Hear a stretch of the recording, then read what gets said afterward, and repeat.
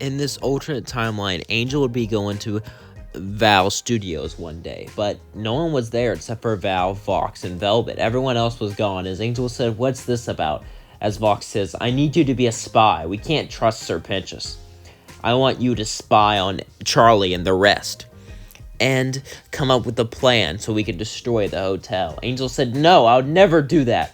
As then Val walked up towards Angel, then slipped him an envelope. As Angel opened it, he was shocked. It had Cherry's address.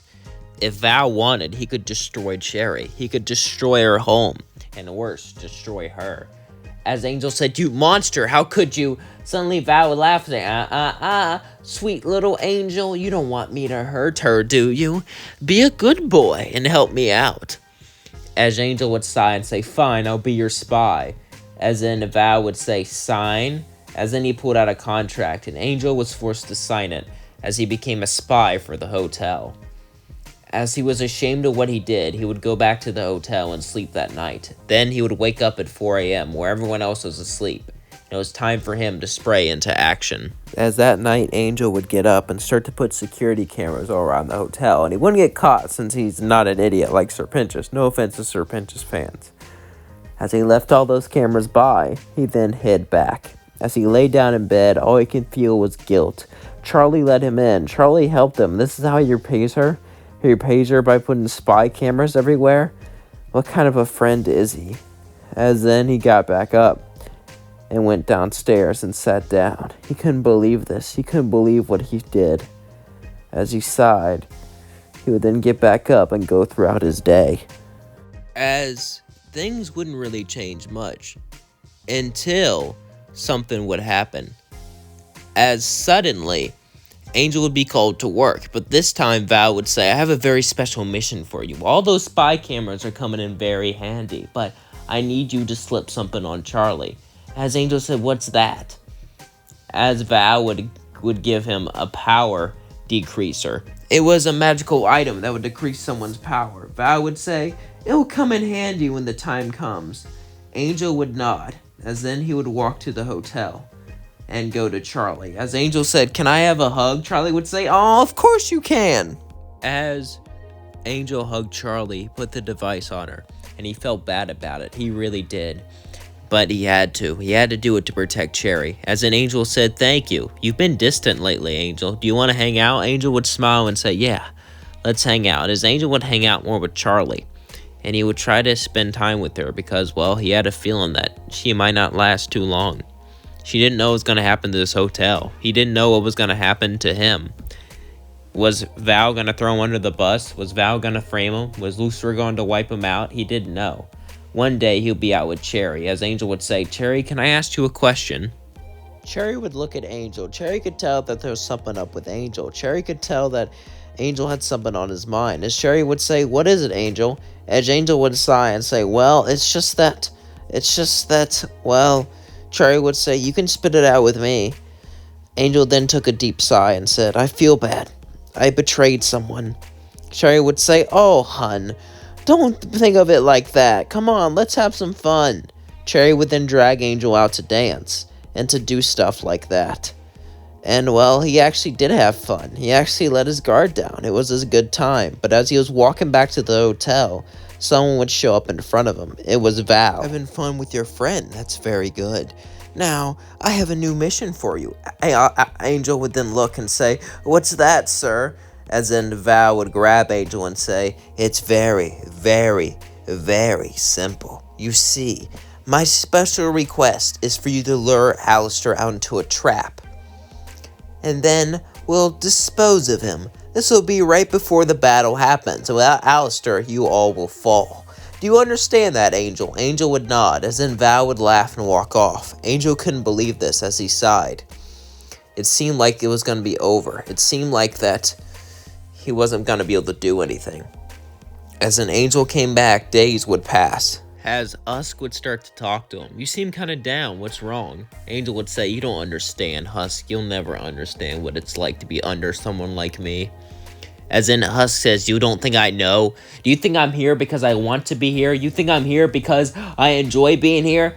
Angel was shocked. It seemed like he had a nerve with Husk. Angel would say, "What are you talking about? You didn't know? Alistair controlled my soul. Yell at Angel. You need to get over yourself. You're not some unique gem that no one can understand, that no one can barter to you. You're under someone. You're abused by someone, just like the rest of us. That doesn't mean anything, Angel. Get over yourself. Angel then realized something. The only way for things to change is if he stopped self-loathing, that he actually looked better upon himself. As Angel said, "You're right. Thank you, Husk." Husk would say, You're welcome. As then, Angel smiled and walked off. Angel knew what he had to do. This was going to be risky, but it was a risk that it was worth taking. As days would pass, this would be a few days before the battle with Adam. Angel would go up to Alistair and say, "Hey, Al, I want to make a deal with you. Follow me." Alistair would say, "A deal? Really? Interesting. This is no physical deal, is it?" Angel would say, "No, it's not." As then, he would look at Alistair with a serious look and wink. This was a sign for Alistair to get ready, and Alistair realized this, as he would nod, as they would both simply walk out and begin to walk away. Alistair knew there was something up with Angel, but he didn't know what it was.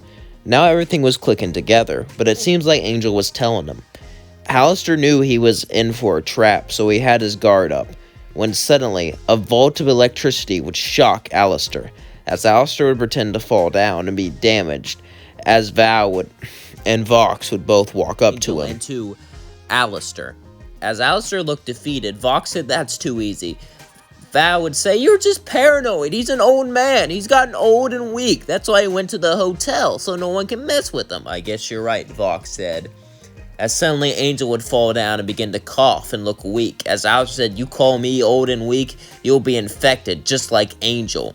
As Val started to fall back, as Alistair knew this bluff would cause Val not to get involved, and said, What is going on?" Vox said, "You idiot, you think I'm gonna fall for that?" As he would shoot electricity right towards Alistair. But Alistair would grow tentacles and begin to hit Vox. Vox and Alistair were extremely evenly matched, and Vox even just barely won against Alistair before. However, Alistair wasn't playing around, as Angel would stand up while Vox is distracted and stab him with an angelic weapon. As Vox was defeated, Angel fell to the floor and began to perish. Val said, "If you go against the contract, you perish." Angel says, I know that, but I'd rather perish than betray my friends." As an Angel faded away, Alistair said, "A one good deed." "You surprised me, Angel." As then Alistair would get rid of Val. It seemed like Angel gave up everything for the hotel. Alistair would walk back, as Charlie would still have Serpentius. Suddenly, though, Angel would wake up. He would wake up surrounded by clouds. As he was confused on where he was at, he was confused, but then he realized something. He was in heaven. As Emily saw him, "Oh my God, oh my God, oh my God! It happened!" Sarah would say, "But this is a day before the extermination. This can't be happening. This won't stay here." As then Emily grabbed his hand, and Angel would say, "What happened?" As Emily would say, "Welcome to heaven, whoa." And I would go into song, but some people don't like it when I go into song, so I guess I won't do that. As Angel would stay there for a few days, he would enjoy heaven, but he would miss his friends down below. As it felt like, well, there was really not much people up here that knew him, if any. But then one day, someone would walk up to him. It was his sister. "I missed you, brother," she said, as then they hugged, as they felt a warm embrace. As Angel was happy. He got to see his sister. He got to go to heaven, and he gave up everything to save his friends. And it paid off. And that's going to leave things off. Don't forget to like, comment, and subscribe, and please share with all your friends. And please hit that thanks button. That means the world to me. Did you enjoy that video? Because, well, I enjoyed it. Now, this whole idea came because Val said, or it wasn't Val, it was Vox. Vox suggests they use Angel as a spy, but Val could control Angel well enough, so they use Serpentius instead, and, well, we all know how that turned out. So in this whole time, they just used Angel. Now, I could have just changed his personality a bit and made it so they used him as a spy from the beginning or something like that, but I kind of like how I did it like this, you know? And I feel like if they did threaten Cherry, there could be a possibility where they could force Angel to do it. Now, I don't know if he would do it forever, if he would rise up, or what. But yeah, I decided to do it like that. And well, I hope you all enjoyed it. And yeah, can't believe you guys don't like it when I sing. How can you not like it when I sing? When I sing, when I sing. Alright, guys, I'll stop. You guys are practically begging me to stop the comments. I know, I'll stop. I know my singing voice is bad. But yeah.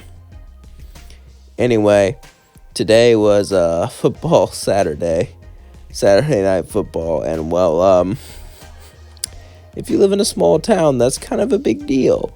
Which, I haven't told anyone where I live, or I haven't told, like, state-wise. I haven't told anyone where I live, like, state-wise, or even city-wise, or stuff like that. All you guys know is that. All you guys know is that I'm from the U.S., and that's about it. And I like to keep it like that. But yeah, I will say I did grow up in a small town. I'm even still living in a small town. I'm gonna move out of this town soon, though. But yeah, Saturday Night Football is kind of a big deal, especially if you work in the food industry. I remember night, because I have been working, and I do work in the food industry. So yeah, that's kind of like my part-time job, and that's why I can't really make longer YouTube videos because of that. I'm just letting you all know. But yeah, you get just destroyed if it's Saturday Night Football or Sunday Night Football, because that's all this town does is watch football, apparently. They don't have a single other thing to do, which is kind of sad, but Anyway, if you work in the food industry, how's in a big town? Do football games affect things as much, or is it kind of like not as big as a deal? I feel like it'll have some sort of traction, but I don't think it'll be big as a small town, because, well, small town, there's much less to do. But that's just what I'm asking. Also, hope you had a great day. Love you all. Peace out.